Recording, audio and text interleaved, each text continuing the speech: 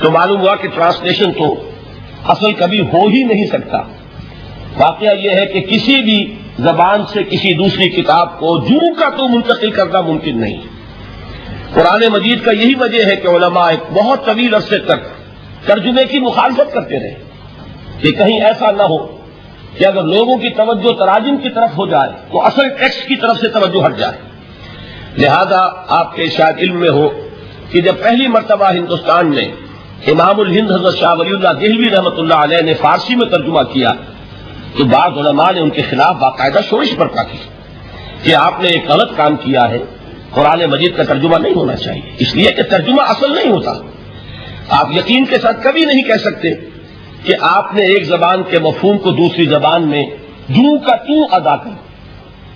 بہرحال ان دونوں کتابوں کے بارے میں ان کے اپنے ماننے والے اس بات کا اعتراف کرتے ہیں کہ وہ اصل کتابیں کہیں نہیں ہیں، اور دنیا میں سب نے تسلیم کیا ہے کہ قرآن واحد کتاب ہے، یعنی وہ یہ نہ مانے کہ یہ اللہ کا کلام ہے، لیکن یہ تسلیم کرتے ہیں یہ وہی کتاب ہے جو محمد نے صلی اللہ علیہ وسلم اپنی امت کو عطا کی، یعنی اصل میں تو یہ حضور کو ملی اللہ سے، اللہ نے دی امت کو، لیکن یہ کہ وہ پہلی بات کو مان لے تب تو وہ مومن ہو جائیں گے۔ میں نے اسی لیے کہا تھا کہ غیر مسلموں کی گواہی میں پیش کروں گا سب سے پہلے، اور یہ اس کی فہرست مجھے دینے کی ضرورت نہیں ہے، یہ بات میں پورے اطمینان کے ساتھ کہہ رہا ہوں کہ بے شمار مستشرقین نے اس بات کو تسلیم کیا ہے کہ یہ ماننا پڑتا ہے کہ اس کا ٹیکسٹ جو ہے پریزروڈ ہے، یہ محفوظ ہے، اس کی انٹیگریٹی آتھینٹسٹی اس کے بارے میں کسی شک کو شبے کی گنجائش نہیں، یہاں تک کہ اس کی قراءت میں اگر کہیں کوئی فرق ہے وہ فرق بھی محفوظ رکھا گیا ہے۔ یہ 7 قراءت اور 10 قراءت کے جو قاری جو آپ کو ملتے ہیں یہ فن ہے اپنی جگہ پر کہ ذرا سا اس کی موڈ آف ریسیٹیشن کے اندر بھی اگر کوئی فرق ہے تو وہ فرق بھی محفوظ ہے، یہ نہیں ہے کہ جو شخص اس طرح چاہے پڑھ لے، بلکہ یہ کہ اس کا ایک ایک شوشہ محفوظ، اس کو پھر یہ کہ سب سے بڑی بات یہ کہ اس کی حفاظت کا ذریعہ لوگوں کا حفظ ان کے سینوں میں اس کا جمع ہو جانا۔ خود نبی اکرم صلی اللہ علیہ وسلم سے اللہ تعالیٰ نے فرمایا تھا کہ لا تحرک بہ لسانک لتعجل بہ ان علینا جمعہ وقرآنہ فاذا قرأناہ فاتبع قرآنہ ثم ان علینا بیانہ۔ اے نبی آپ اپنے اوپر مشقت نہ لیجئے، اس کتاب کو یاد کرنے کے لیے اپنی زبان کو تیزی سے حرکت مت دیجئے، ہمارے ذمے ہے اسے آپ کے سینے میں محفوظ کر دینا، پھر جب ہم تمہیں پڑھوائیں تو اسی ترتیب سے پڑھنا۔ تو یہ قرآن مجید کا جمع کیا جانا یہ ہمیں معلوم ہے کہ یہ 22 برس کے عرصے میں نازل ہوا، نجمن نجمن تھوڑا تھوڑا کر کے، لیکن اس کو جمع کرنے کا کام بھی خود اللہ نے اپنے ذمہ دیا تھا۔ ان علینا جمعہ وقرآنہ، یہ بات آ گئی تو میں عرض کر دوں ہمارے ذہنوں میں ایک مغالطہ ہے، اور اس مغالطے کی وجہ سے دشمنوں کو فائدہ پہنچتا ہے۔ ہمارے ہاں عام طور پر چونکہ قافیہ ملانے کی کوشش ہوتی ہے تو جمعہ کے خطبات میں حضرت عثمان رضی اللہ تعالیٰ عنہ کے نام کے ساتھ کہہ دیا جاتا ہے جامع آیات القرآن۔ اب اس سے کہنے کا موقع ملے گا کسی کو کہ حضرت عثمان نے آیات قرآنی کو جمع کیا، یہ بہت بڑا مغالطہ ہے۔ اصل میں حضرت عثمان رضی اللہ تعالیٰ عنہ نے ایک نسخے پر جمع کیا ہے، کتابت شدہ کتاب کی شکل میں نسخہ جو ہے اس کو فراہم کرنے والے حضرت عثمان ہیں، ورنہ جمع تو اللہ نے کیا محمد کے سینے میں صلی اللہ علیہ وسلم۔ جمع قرآن کا معاملہ اللہ نے اپنے ذمہ لیا، یہ خود حضور کے ذمہ نہیں چھوڑا، نہ صحابہ کے ذمہ چھوڑا، بلکہ یہ کہ ان علینا جمعہ وقرآنہ، ہمارے ذمہ ہے اس کو جمع کرنا اور پڑھوا دینا۔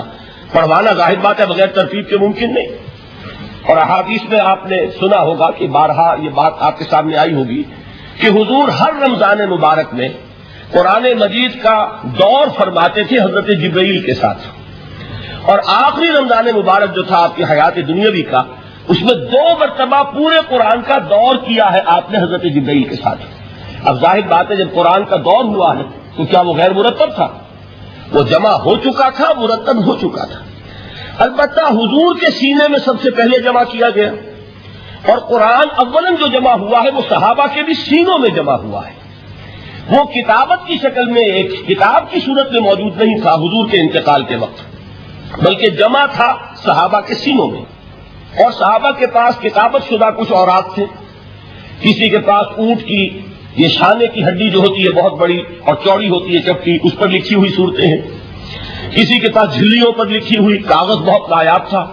لیکن یہ کہ کتابت کی شکل میں پھر اس کو جمع کروایا حضرت ابوبکر صدیق نے رضی اللہ تعالی عنہ، اس لیے کہ جنگ یمامہ میں بہت سے حفاظ شہید ہو گئے. تو تشویش پیدا ہوئی کہ اگر حفاظ شہید ہو گئے تو قرآن مجید کی حفاظت کیسے ہوگی؟ تب حضرت ابوبکر نے صحابہ کے مشورے سے وہ بورڈ مقرر کیا، اور ان میں جو حضور کے زمانے میں کتابت وحی کی ذمہ داری ادا فرماتے تھے انہی کو اس میں جمع کیا، اور انہوں نے پھر اس کو کتابی شکل میں جمع کر دیا. تو کتابی شکل میں بھی جمع کیا جانا یہ بھی حضرت ابوبکر کے زمانے میں ہو چکا ہے. البتہ حضور نے ایک رعایت دی تھی، کیونکہ آپ کو معلوم ہے، آپ اس علاقے میں رہتے ہیں، کہ عربی زبان جیسے کہ ہر زبان کا معاملہ ہے کہ ہر بڑی زبان میں پھر نیچے بولیاں ہوتی ہیں، کولوکیل. وہ جو کولوکیل جو بولیاں ہیں ان میں مختلف طریقے سے لوگ پڑھتے تھے. اس سے پھر یہ اندیشہ ہوا کہ یہ مختلف لہجے اگر رہے تو اس سے بھی پھر قرآن کے بارے میں اختلاف ہو جائے گا. تو حضرت عثمان رضی اللہ تعالیٰ عنہ نے پھر قرآن مجید کا ایک اوتھینٹک نسخہ تیار کیا کہ اب صرف یہی نسخہ دنیا میں رہے گا، اور باقی سارے نسخے جو ہے ان کو طرف کر دیا گیا تاکہ اب وہ لہجے کا کوئی اختلاف جو ہے وہ بھی باقی نہ رہے. اور اس کے 4 نسخے تیار کیے گئے، اور وہ نسخے آج بھی دنیا میں موجود ہیں. ان میں وہ نسخہ بھی ہے کہ جس پر خود حضرت عثمان رضی اللہ تعالیٰ عنہ کی خون کے دھبے موجود ہیں، کیونکہ وہ شہید کیے گئے ہیں. تو وہ ایک نسخہ جو انہوں نے اپنے پاس رکھا ہوا تھا وہ اس کی تلاوت فرما رہے تھے. بہرحال پہلی بات یہ ہے جو بالکل تاریخی حقیقت ہے کہ جن کتابوں کو بھی آسمانی ہونے کا دعویٰ ہے ان میں واحد کتاب ہے قرآن مجید، جس کا متن محفوظ ہے. دنیا میں کوئی اور کتاب ایسی نہیں ہے جو یہ دعویٰ کر کے قرآن کے مقابلے میں آ سکے. اور پھر آپ کو معلوم ہے کہ کتنے بڑے پیمانے پر پوری امت میں اس حفاظت قرآن کے عمل میں حفاظ حصہ لے رہے ہیں. لکھوکھا حفاظ موجود ہیں. بعض ممالک میں آپ کو 8-8 10-10 برس کے بچے جو ہیں وہ حافظ مل جائیں گے. کوئی دنیا میں اور کتاب نہیں ہے کہ جس کے حافظ موجود ہیں. بڑے بڑے علماء کی تصحیح کر دیتے ہیں 8-8 سال کے بچے کہ یہ آپ غلط پڑھ رہے ہیں. اس طریقے سے ایک شوشہ جو ہے وہ محفوظ کر لیا گیا ہے. تو یہ بات جو ہے یہ قرآن مجید کی عظمت اور فضیلت کے ضمن میں پہلی حقیقت ہے کہ جسے ہمیں سامنے رکھنا چاہیے. اور اس حقیقت کے ادراک و شعور کے لیے قرآن پر ایمان لازم نہیں ہے، بلکہ یہ وہ بات ہے کہ جس کا اعتراف ہر شخص کرے گا، خواہ وہ قرآن کو اللہ کا کلام مانتا ہو یا نہ مانتا. دوسری بات قرآن مجید کی عظمت کے ضمن میں یہ ہے، اور وہ اس پہلو سے پوری دنیا کو ماننی پڑے گی، اور واقعہ یہ ہے کہ جو ان میں اصحاب دانش و بینش ہے وہ مانتے ہیں کہ محمد الرسول اللہ صلی اللہ علیہ وسلم کا تعلق کسی پری ہسٹورک ایرا سے نہیں. حضور کل 1400 برس پہلے کی شخصیت ہے. تاریخ کا یوں سمجھیے کہ نصف النہار، the very mid day of history, کہ کوئی چیز بھی ان کی پردہ اخفاء میں نہیں ہے. اور حضور صلی اللہ علیہ وسلم کی یہ بات ہر شخص مانے گا کہ آپ نے تاریخ انسانی کا ایک عظیم ترین انقلاب برپا کیا. اس دور میں آپ کے علم میں ہوگا ابھی کچھ 6-7 سال پہلے امریکہ میں کتاب شائع ہوئی دی 100. ڈاکٹر مائیکل ہارٹ اس کے مصنف ہیں. مشاہیر عالم کے موضوع پر اس سے پہلے بھی دنیا میں بہت کتابیں لکھی گئیں. بڑے انسان، بڑی شخصیتیں، ان کے چھوٹے چھوٹے لائف سکیچ. لیکن یہ کہ یہ کتاب اس اعتبار سے بڑی یونیک ہے، منفرد ہے کہ انہوں نے 100 افراد کا انتخاب کیا، پوری انسانی تاریخ کی عظیم ترین 100 شخصیتیں. پھر ان میں گریڈیشن کی، ان میں درجہ بندی قائم کی. یہ 100 تو ہیں عظیم ترین پوری نوع انسانی میں، ان میں عظیم ترین کون ہے، پھر نمبر 2 کون ہے، پھر نمبر 3 کون ہے.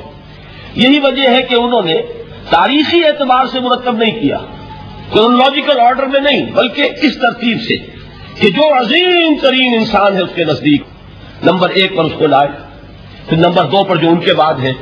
اور آپ کے علم میں یہ بات ہوگی کہ وہ ڈاکٹر مائیکل ہارٹ دی 100 میں نمبر 1 پر لائے محمد الرسول اللہ صلی اللہ علیہ وسلم.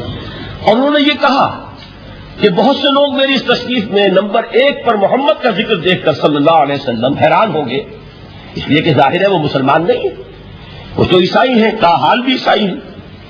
انہوں نے کہا کہ اس میں مجھے لازماً آئی او این ایکسپلینیشن، مجھے اس کی وضاحت کرنی پڑے گی. اور اس کی جو دلیل اس نے دی ہے وہ اس شخص کی ذہانت کی بہت بڑی عکاسی کرنے والی شے ہے۔